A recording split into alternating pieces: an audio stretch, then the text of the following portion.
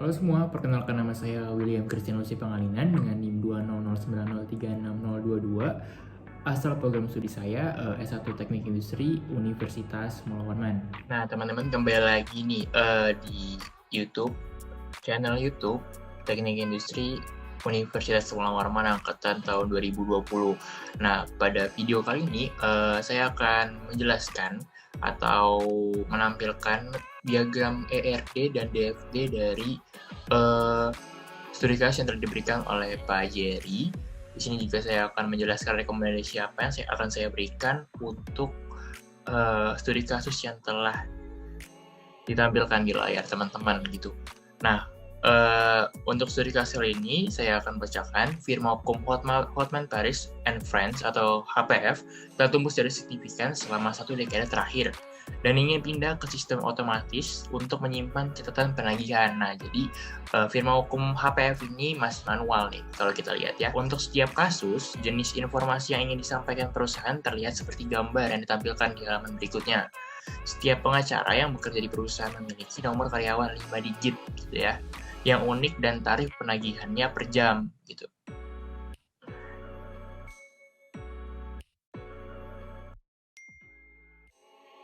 Jadi tugasnya di sini itu buat DFD, baru juga buat ERD, baru dijelaskan gitu diagram-diagram tersebut. Nah, baru jika memungkinkan menyimpan bidang berisi nilai kosong atau tidak berlaku. Baru juga kita bisa membuat bidang ID tambahan jika diperlukan. Seperti itu. Nah, langsung aja kita diskusi. Nah, berikut ini merupakan salah satu diagram yang akan saya gunakan. Ini level 0. Kita bisa lihat, kita bedah dulu. Yang pertama, kalau kita lihat dari sisi klien, misalkan si klien memberikan data diri atau info kasus yang dipermasalahkan, maka nanti sistem informasi firma hukum menerima lalu memberikan feedback gitu, yaitu daftar nama pengacara yang mendampingi mereka saat kasus ongoing, baru schedule mereka melakukan pertemuan sama pengacara. Nah, itu untuk sisi kliennya. Untuk sisi pengacaranya, kalau misalkan si pengacara memberikan schedule pertemuan dengan klien dan laporan perkembangan atas kasusnya, maka sistem informasi hukum firma hukum HPF itu menerima informasi dan sebagai feedbacknya pengacara diberikan informasi data diri klien dan info kasus gitu. Nah, ini bisa dilakukan jika klien sudah memberikan data diri dan info kasusnya kayak gitu. Nah, setelah dua komponen informasi ini sudah mencukupi, maka nanti sistem informasi firma hukum HPF akan memberikan laporan gitu.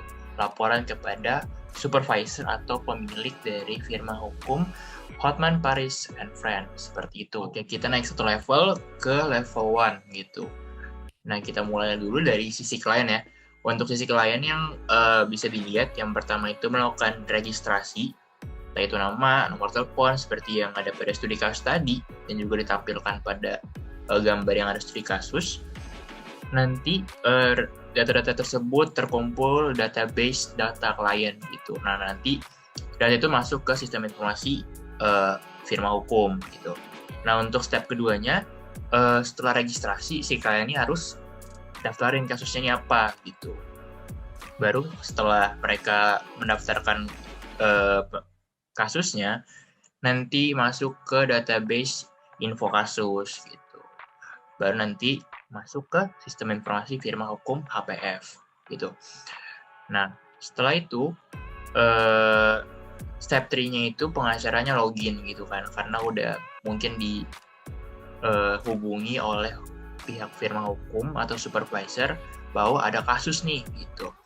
Si pengacaranya login, baru data pengacaranya masuk ke sistem informasi firma hukum HPF, lalu nanti si sistem informasi akan memberikan informasi terkait data klien dan info kasus yang tadi udah di-input pada step 1 dan step 2 gitu. Ada data klien sama info kasus, seperti itu. Baru si pengacara ngeliat dulu nih schedule mereka, padat apa enggak. Nah, kalau dirasa nggak padat dan udah pas nih sama si klien juga, nah si pengacara bakal input jadwal. Nah, nanti jadwal tersebut bakal di-input di database, baru juga masuk ke sistem informasi firma hukum HPF gitu.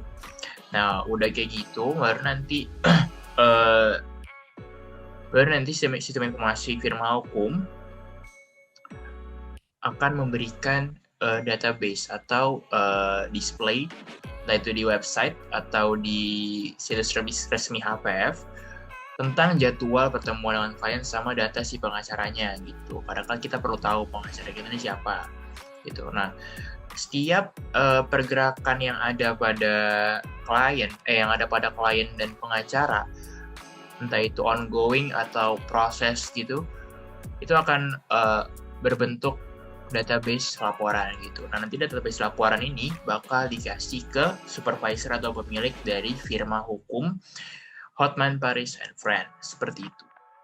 Oke, sekarang kita masuk ke diagram ketiga. Ini tuh diagram entity gitu kan. Jadi ada apa aja sih role-role yang ada di HPF gitu. Apa aja pekerjaan-pekerjaan yang ada gitu. Kita lihat dulu dari sini ada jenis perannya dalam HPF. Di sini ada klien, ada pemilik atau supervisornya, baru ada si pengacaranya juga pasti dong. Gitu. Nah, yang di klien ini ada data gitu, data nama, alamat, nomor telepon sama nomor kontak gitu. Baru klien ini menjelaskan gitu tentang apa sih kasusnya, apa sih kasus yang dihadapi, sehingga mau melapor gitu ke firma hukum Hotman Paris and Friends gitu. Nah, kasusnya ini ada nomor kasus, nama kontak, tanggal kasus dibuka, tanggal kasus ditutup, sama deskripsi kasus. Jadi sesuai sama yang tadi di studi kasus kayak gitu. Nah, setelah itu kasus bakal ditanganin sama si pengacara pastinya. Dengan melihat juga DFD level 1 sama level 0 yang tadi sudah ditampilkan, nah pengacara punya dong gitu, ID-nya apa, nama apa, baru tarif penagihan per jamnya berapa, baru berapa jam juga dia. Nah, baru pengacara itu punya juga nomor kasus yang ditangani gitu. Nah, setelah dirasa clear mengenai hal tersebut, baru pengacara bertemu nih sama si klien gitu. Nah, selain juga bertemu dan mengatasi masalah yang dihadapi oleh klien, si pengacara juga ngebuat laporan nih. Apa sih laporan itu perlu dibuat? Nah, gitu. Karena si supervisor atau si pemilik ini perlu tahu apa sih progres-progres yang dikerjakan oleh si pengacara gitu. Laporannya dibuat pastinya juga dengan data-data yang real gitu ya, ada nomor kasus, tanggal pertemuannya, baru ada ID karyawannya siapa gitu kan, baru ada durasi pertemuannya, ada berapa jam sih sama si klien ini gitu. Nah, baru setelah dibuat laporannya ya dilapor lah, pas sudah nih laporannya gitu. Baru si supervisor atau si pemilik ini ngawasin tuh, ngeliat oh gini progres dari si pengacara sama si klien seperti itu. Nah, mungkin sekian dari saya. Rekomendasinya itu adalah membuat website gitu, satu situs resmi dari Hotman Paris and Friends. Karena kalau dilihat dari diagram-diagram yang dibuat ini, alangkah lebih baiknya dan alangkah lebih efisiennya jika dibuat semacam website gitu. Mungkin untuk loginnya diperlukan nama, baru nomor karyawan yang ada 5 digit tadi gitu. Bisa buat website gitu. Nah, gimana cara tahu websitenya? Sedangkan orang-orang sekarang aja tahunya itu secara manual untuk mendaftarkan kasus mereka. Nah, kebaiknya dengan industri 4.0 ini dibuat juga sosial medianya gitu loh, sosial medianya dibuat, baru ditautkan gitu. Di sosial medianya ada display untuk menuju ke website Hotman Paris and Friends seperti itu. Nah, mungkin sekian dari saya, semoga ilmunya bermanfaat. Mohon maaf jika ada kesalahan dalam penjelasan materi saya karena saya juga masih belajar. Sekian dari saya lagi. Saya William, pamit undur diri. Selamat malam.